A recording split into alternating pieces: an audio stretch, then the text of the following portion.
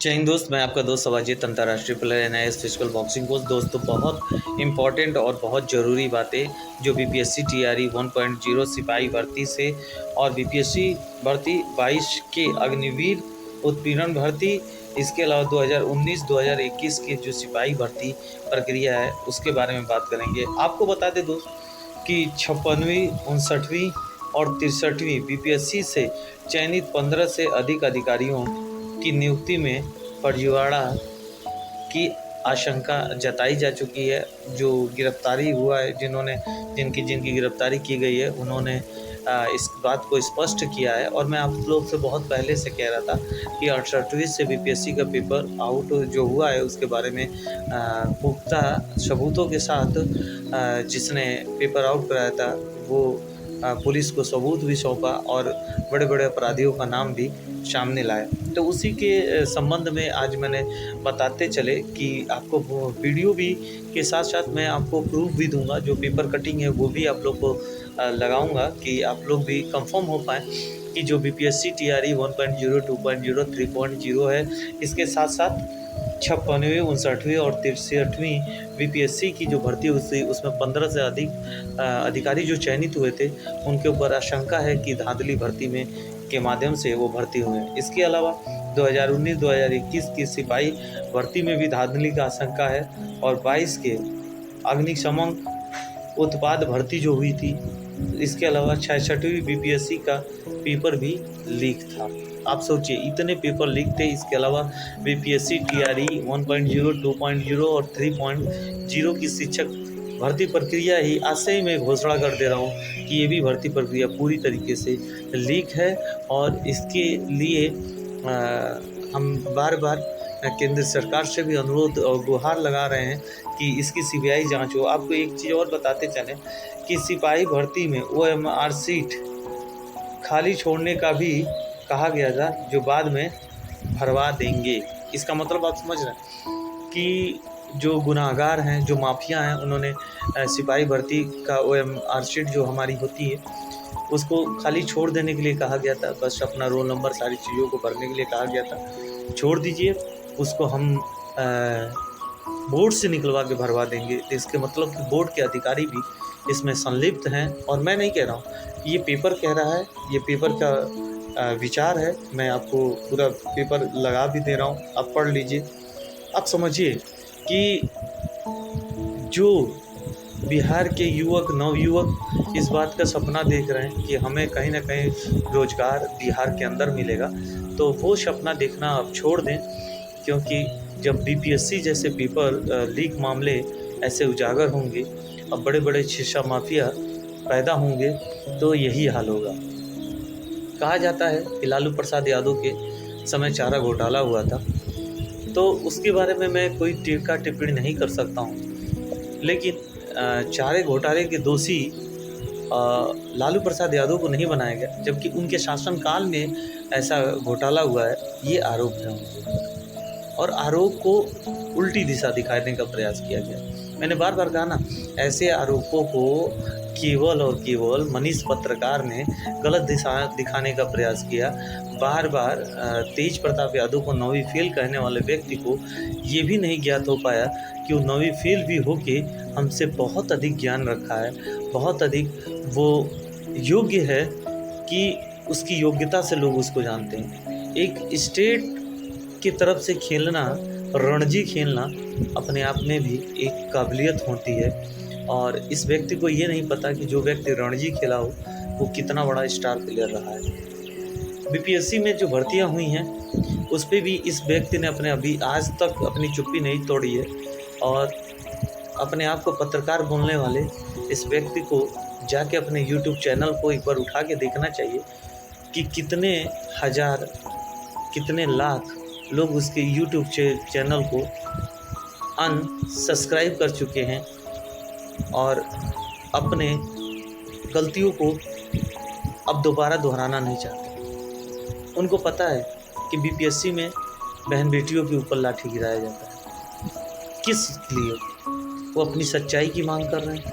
वो मुख्यमंत्री तक दिखाना चाहते हैं कि मुख्यमंत्री साहब, आपसे झूठे भर्ती के जो कागज़ बँटवा दिए गए, जो जॉइनिंग लेटर बँटवा दिए गए, वो सब फर्जिफिकेशन था और आपके भी सम्मान को ठेस पहुंचाने का काम किया गया।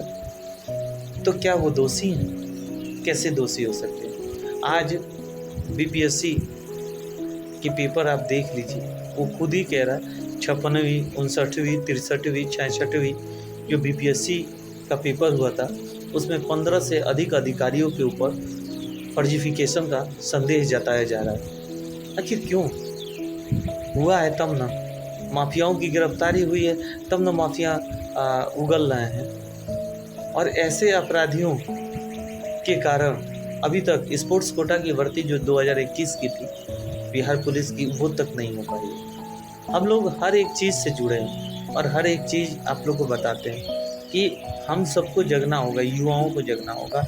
जो आज 18 वर्ष से युवा क्रॉस हो रहा है, चाहे वो एजुकेशन ग्रहण कर रहा है, हर एक युवा को समझना पड़ेगा कि हमें अपने बिहार के विकास के लिए क्या करना है, हमें किसे वोट देना है और कितना परसेंट देना है। अभी मैंने देखा कि बिहार में बहुत कम परसेंटेज वोट का जा रहा है। आप वोट देने न जाके कोई बहुत बहादुरी का काम नहीं कर रहे हैं, आप अपने पैर पर स्वयं कुल्हाड़ी मार रहे हैं। अधिक से अधिक संख्या में वोट जाके दीजिए, नहीं तो आपका विपक्षी जो है ना, वो 100% वोट देने का प्रयास कर रहा है और वो जीत जाएगा। आपको जाना होगा, आपको अपने संवैधानिक अधिकार को जानना होगा और अपने हक और अधिकार का पालन करते हुए इस देश की रक्षा के लिए, इस देश के युवाओं की रक्षा के लिए, इस देश के सरकारी कारखानों की रक्षा के लिए, इस देश के हर एक फौजी की रक्षा के लिए आपको आगे आना पड़ेगा, वोट करना पड़ेगा।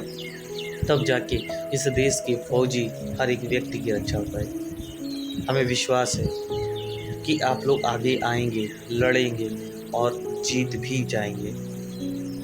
हम लोग ने जैसे आज तक हार नहीं मानी, इन लोगों ने सोचा था कि ये बरसाती मेढक हैं, निकलेंगे फिर अंदर चले जाएंगे, लेकिन इनको नहीं पता था कि ये उन व्यक्तियों से युद्ध लड़ने की बात कर दिए जो मौत पे ही अपनी हार मान जाते हैं। मौत से पहले हार नहीं, मर गए तो फिर युद्ध कहाँ से लड़ेंगे, लेकिन जब तक जिएंगे तब तक युद्ध लड़ेंगे।